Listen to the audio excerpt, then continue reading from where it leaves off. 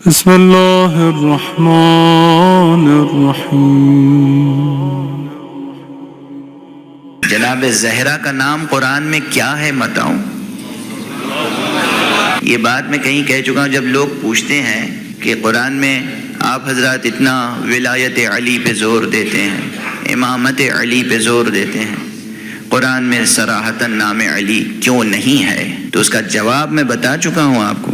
جو یہ کہے کیوں نہیں ہے اس سے فوراً کہیے پوری جرأت علمی کے ساتھ، کیا کہا؟ کیوں نہیں ہے؟ یہ بتاؤ کہاں نہیں ہے؟ قرآن میں کہاں نہیں ہے نام علی؟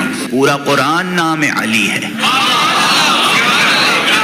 پورا قرآن نام علی ہے، یہ لکھا ہوا قرآن نام علی ہے، ذات علی عین قرآن ہے۔ اس سے ہٹ کر سورہ حمد سے لے کر آخر تک کوئی سورہ ایسا نہیں ہے جس میں کسی نہ کسی عنوان سے نام علی موجود نہ ہو۔ سورہ حمد میں تو 2 مرتبہ نام علی ہے، بسم اللہ کی بے نام علی ہے، صراط المستقیم نام علی ہے۔ اس کے علاوہ بھی کہیں علی کو امام مبین کہا گیا، کہیں علی کو صراط مستقیم کہا گیا، کہیں علی کو ایمان کہا گیا، کہیں علی کو اذان کہا گیا، کہیں علی کو انسان کہا گیا، کہیں علی کو امام کہا گیا۔ مختلف نام علی ابن ابی طالب کے قرآن مجید میں جا بجا بکھرے ہوئے ہیں، اور جس سورے میں بسم اللہ نہیں ہے اس سورے میں علی کا نام اذن اللہ رکھا گیا۔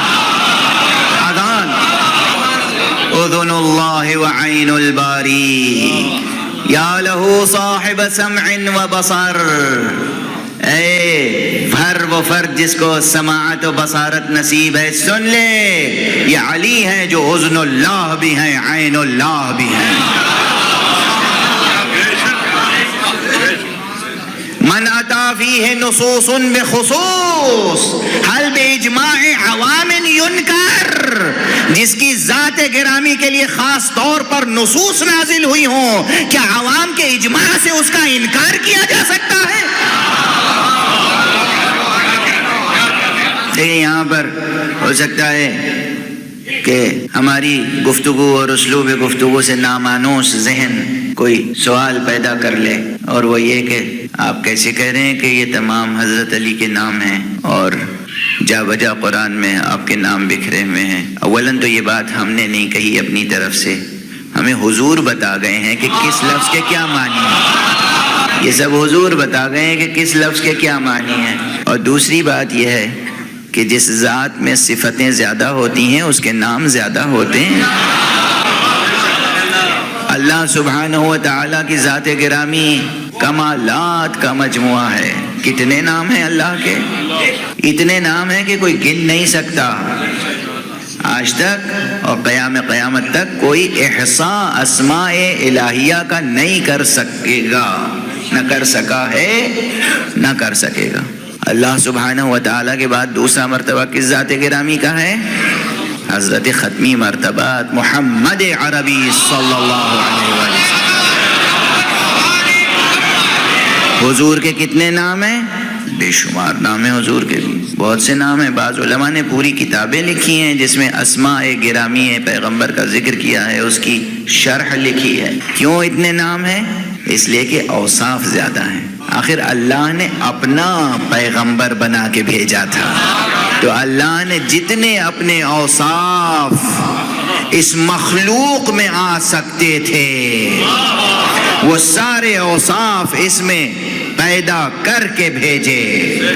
تمام کے تمام اوصاف ذات باری تعالی ذات گرامی پیغمبر میں پائے جاتے ہیں، ماں سوا 2 وصفوں کے۔ وہ خالق ہے، یہ مخلوق ہے، وہ معبود ہے، یہ عبد ہے۔ عبد معبود نہیں بن سکتا، مخلوق خالق نہیں بن سکتا، یہ ممکن نہیں ہے، محال ہے، انقلاب ذاتی ممکن نہیں ہے۔ اب یہ فلسفے کے مسائل ہیں کہ ماہیت میں انقلاب ذاتی ممکن نہیں ہے، ماہیت میں انقلاب ذاتی ممکن نہیں ہے. یہ فلسفے کا ایک دقیق مسئلہ ہے. اس دقیق مسئلے کو میں سمجھاتا اس طرح سے ہوں، محسوس مثال دے کر، کہ باپ اور بیٹے کا جو رشتہ ہے، اس رشتے کو آپ ذہن میں رکھیں. بیٹا بیٹا ہی رہے گا چاہے جتنا بڑا ہو جائے، باپ باپ رہے گا چاہے جتنا ضعیف ہو جائے. باپ اپنے بیٹے کا بیٹا نہیں بن سکتا، بیٹا اپنے باپ کا باپ نہیں بن سکتا. بدی مثال ہے مگر کیسے سمجھاؤں؟ اسی کو کہتے ہیں انقلاب ذاتی. ذات میں انقلاب ممکن نہیں ہے. یہ دو چیزیں ہیں. پروردگار عالم خالق ہے، محمد عربی مخلوق ہیں. یہ مخلوق ہیں، مخلوق رہیں گے. وہ خالق ہے، خالق رہے گا. وہ معبود ہے، یہ عبد ہیں. وہ معبود ہے، معبود رہے گا. یہ عبد ہیں، عبد رہیں گے. یہی تو کمانے ہیں جن کا فاصلہ برقرار ہے.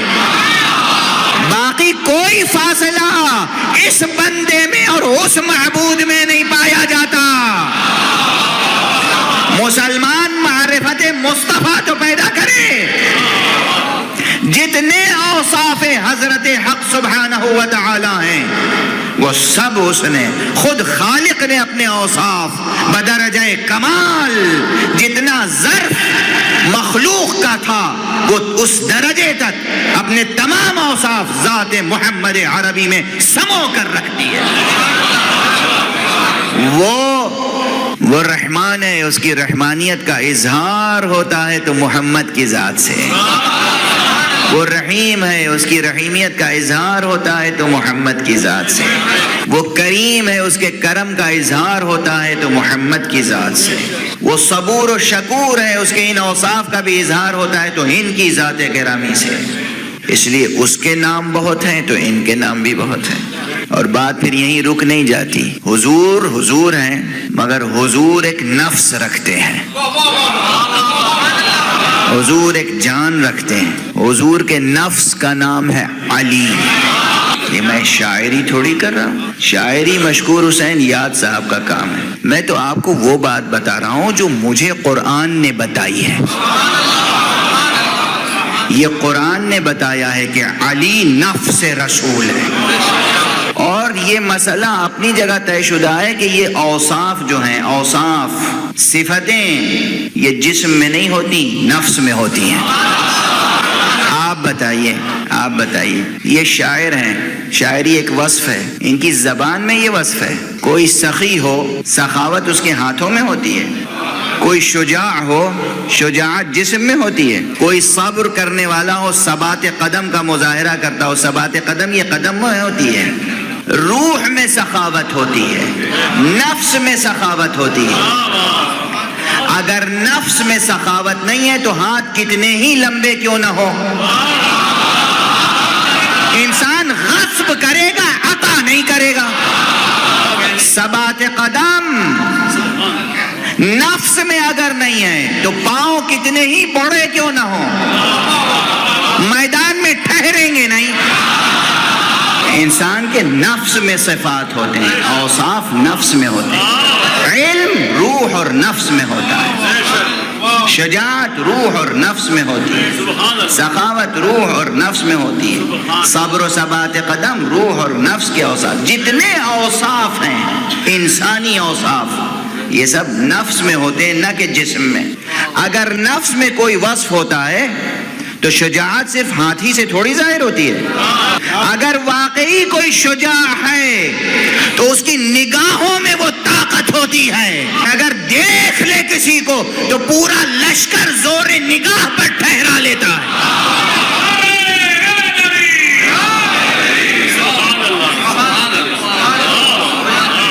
حضرت کی ذات گرامی میں اوصاف الہیہ ہیں، اخلاق الہیہ کا پیکر ہیں، اس لیے ان کے نام بہت ہیں.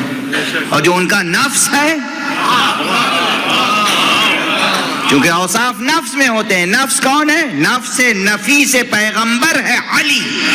قرآن نے کہا یہ نفس رسول ہیں, رسول نے کہا ہے کہ یہ میرے نفس ہیں. تو علی کے اندر اتنے کمالات ہوں گے جتنے محمد میں ہیں, ما سوائے منصب نبوت. علی نبی نہیں ہیں, علی رسول نہیں ہیں. رسالت ختم ہو گئی امام المرسلین پر, نبوت ختم ہو گئی خاتم النبیین پر. علی امانت دار ختم نبوت ہیں, علی محافظ ختم نبوت ہیں. علی کے اندر بھی سب اوصاف ہیں, وہ سب اوصاف جو پیغمبر میں تھے, وہ سب صفتیں پیغمبر کی علی میں آئیں. کیوں نہ آتی؟ زبان چسا چسا کے پالا تھا. علی جب پیدا ہوئے تو رسول اللہ کی عمر 30 برس تھی. جو بھائی 30 برس بڑا ہوتا ہے اور جو بھائی 30 برس چھوٹا ہوتا ہے تو بھائی تھوڑی, وہ گویا باپ بیٹے کی طرح ہوتے ہیں. رسول مولا علی کو گود میں لیتے تھے, نہلاتے تھے, دھلاتے تھے, کپڑے پہناتے تھے, کندھے پہ بٹھاتے تھے, مکے کی گلیوں میں کوچوں میں لے کے گھومتے تھے, غار ہیرا میں لے کے جاتے تھے. اسی لیے چونکہ غار ہیرا میں لے کے جاتے تھے, اسی لیے جبرائیل اگر پیغمبر کے بعد کسی سے مانوس تھے تو بس علی سے. پیغمبر کے پاس آتے تھے اللہ کا حکم لے کر, وحی لے کر, یعنی اپنی ملازمت کا کام لے کر, سروس کا کام انجام دینے پیغمبر کے پاس جاتے تھے, دل سے خدمت کرنے کے لیے. پیغمبر کے ساتھ اہل بیت پیغمبر کے پاس آتے تھے,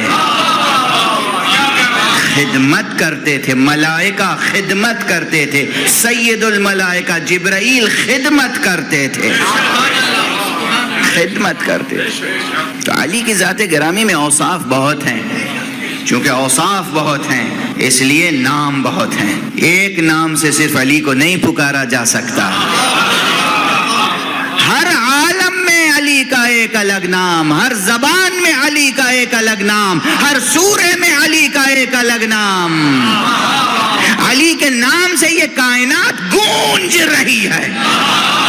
بہت مرتبہ ہے علی, ہر سورے میں علی کا نام. یہ تو یاد رکھیے گا, جب بھی کوئی کہے علی کا نام قرآن میں کیوں نہیں ہے, فوراً کہیے کہاں نہیں ہے. کتنے نام دکھاؤں علی کے قرآن میں, کتنے نام دکھاؤں اپنے مولا کے. یہ بھی جملہ معترضہ تھا, کہنے تو یہ جا رہا تھا کہ میں حضرت زہرا کا نام بتاؤں قرآن میں کیا ہے. اسی جملے سے آگے بڑھ گئی تھی. حضرت زہرا کا ایک نام تو کوثر ہے, انا اعطیناک الکوثر, اے حبیب ہم نے آپ کو کوثر عطا کیا. کوثر یعنی فاطمہ. یہ ایک نام. دوسرا نام بتاؤں, جیسے حضرت علی کے آخر کوفو ہیں, کوفو کے معنی کیا ہیں؟ جو ان کا مرتبہ وہ ان کا مرتبہ. بہت سی جگہوں پہ شادیاں نہیں ہوتی. دیکھیں بیچ بیچ میں جو جملے کہتا ہوں نا 2-3 لفظوں میں, یہ بھی یاد رکھا کیجئے. شادیاں نہیں ہوتی کوفو کی تلاش میں, اور کوفو ڈھونڈتے ہیں مال و دولت کے اعتبار سے. کوفو ہوتا ہے صرف ایمان اور کردار کے اعتبار سے. اگر یہ معیار ہو تو کہیں رشتوں کا مسئلہ پیدا نہ ہو, پیچیدہ نہ ہو. مال و دولت کے اعتبار سے کفو نہ ڈھونڈیے, ایمان اور کردار کے اعتبار سے کفو ڈھونڈیے. حضرت زہرا کا کوئی کفو نہ ہوتا اگر علی پیدا نہ ہوئے. جیسے حضرت علی کے بہت سے نام ہیں, ایسے ہی حضرت زہرا کے بہت سے نام ہیں. ایک نام الکوثر, دوسرا نام لیلۃ القدر. لیلۃ القدر زہرا کا نام ہے, قرآنی نام. انا انزلناہ فی لیلۃ القدر, ہم نے قرآن کو لیلۃ القدر میں نازل کیا ہے. یہ قرآن جو بسم اللہ سے والناس تک ہے, اس کا ظرف زمانی نزول ہے لیلۃ القدر. لیلۃ القدر کیا ہے؟ ظرف زمان, ظرف 2 ہوتے ہیں نا, ظرف زمان, ظرف مکان اور زمان دونوں چیزوں کا ایک ساتھ ہونا ضروری ہے. اب جناب والا قرآن مجید کے نازل ہونے کے لیے بھی دو ظرف ہیں، ایک ہے زمان، ایک ہے مکان. زمان ابھی اس لفظی قرآن کی بات ہو رہی ہے، اس کتبی قرآن کی، اسم کی بات ہو رہی ہے. یہ قرآن کریم، یہ قرآن عظیم، یہ قرآن شریف، یہ قرآن مجید، یہ قرآن حکیم لیلۃ القدر میں نازل ہوا، یعنی ماہ مبارک رمضان کی 23ویں شب لیلۃ القدر میں یہ قرآن نازل ہوا. یہ لیلۃ القدر ظرف زمان نزول قرآن ہے، مکان نزول قرآن قلب پیغمبر ہے. کہاں نازل ہوا؟ قلب پیغمبر پر، کسی پہاڑ پر نہیں، کسی پتھر پر نہیں، قلب پیغمبر پر. لیکن قلب پیغمبر پر لیلۃ القدر میں کون سی چیز نازل ہوئی؟ یہ اسم نازل ہوا، یہ لکھی ہوئی کتاب نازل ہوئی. جبرائیل نے آ کے تلاوت کی، سنائی یہ کتاب. جیسے نام لکھا ہوا ہوتا ہے یا نام کا اعلان ہوتا ہے، جیسے آپ حافظ کو بٹھا کے اور قرآن سنیں، جبرائیل نے قرآن آ کر پیغمبر کو عطا کیا، سنایا رب اکبر کی طرف سے لیلۃ القدر میں. ظرف زمان نزول 23ویں شب قدر، ظرف مکان قلب پیغمبر. مگر میں نے عرض کیا کہ یہ تو اسم ہے، اصل قرآن، وجود عینی قرآن کیا ہے؟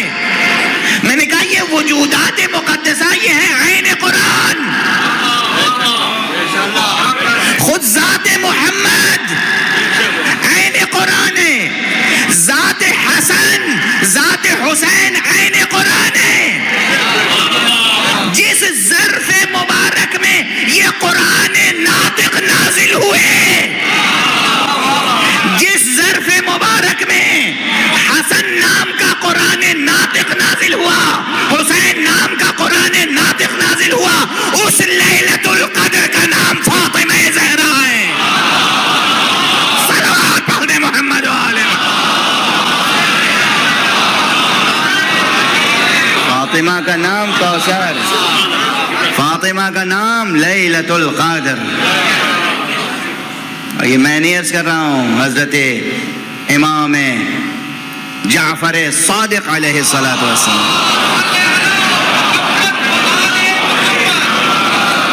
نے فرمایا ہے کہ لیلۃ القدر میری جدہ ماجدہ فاطمہ کا نام ہے. اور اسی لیے قرآن مجید نے کہا ہے انا انزلناہ فی لیلۃ القدر. کہہ دینا کافی تھا، ہم نے قرآن کو لیلۃ القدر میں نازل کیا. پھر کہا وما ادراک ما لیلۃ القدر، تمہیں کیا پتا کہ لیلۃ القدر کیا ہے؟ یہ وما ادراک کہنے کی کیا ضرورت تھی؟ عرب لیل کے معنی نہیں جانتے تھے یا قدر کے معنی نہیں جانتے تھے؟ اتنا کہہ دینا کافی تھا رسول اللہ کا کہ لیلۃ القدر سے مراد یہ شب قدر ہے 23ویں رات یا 27ویں رات یا 21ویں رات یا 19ویں رات. کافی تھا. انا انزلناہ فی لیلۃ القدر. خود خالق حیرت انسانی میں اضافہ کر رہا ہے، استعجاب انسانی میں اضافہ کر رہا ہے کہ ہم نے قرآن نازل کیا ہے لیلۃ القدر میں، اور تم کیا جانو کہ لیلۃ القدر کیا؟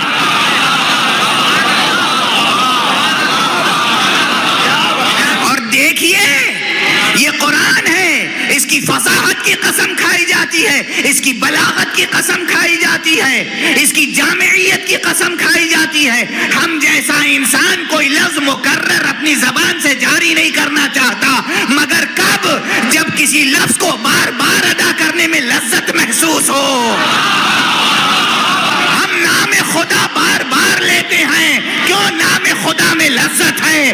نام محمد بار بار لیتے ہیں، نام محمد میں لذت ہے. نام علی بار بار لیتے ہیں، نام علی میں لذت ہے. ارے لیلۃ القدر خدا بار بار کہہ رہا ہے انا انزلناہ فی لیلۃ القدر.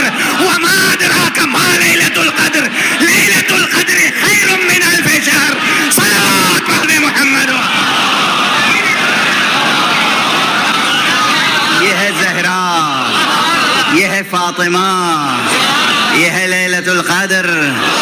جیسے یہ وہ نام ہے جس نام، یہ وہ ذات ہے جس کے آنے سے پیغمبر کھڑے ہوتے ہیں، اور یہ وہ نام ہے جس کے نام آ جانے سے لب مشیت شیرینی محسوس کرتا.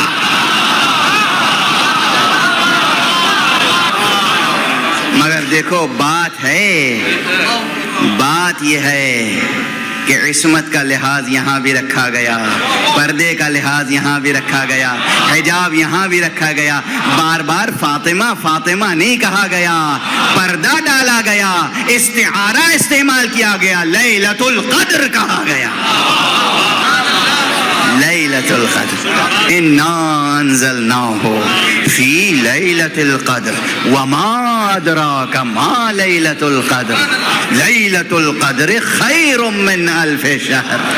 لیلۃ القدر 1000 شہر سے بڑھ کر ہے. اب روایت دیکھ لیجئے، روایت کی تفسیر دوسری روایت سے ہوگی، اور یہ روایت تمام جید علماء اسلام نے نقل کی ہے. کتاب حیات الحیوان میں اٹھا کر دیکھیے، علامہ کمال الدین شافعی نے لکھی ہے. لکھتے ہیں کہ الف شہر سے مراد کیا ہے؟ کہ الف شہر سے مراد وہ مدت ہے جس مدت میں اس دنیا پر بنو امیہ کی حکومت رہی.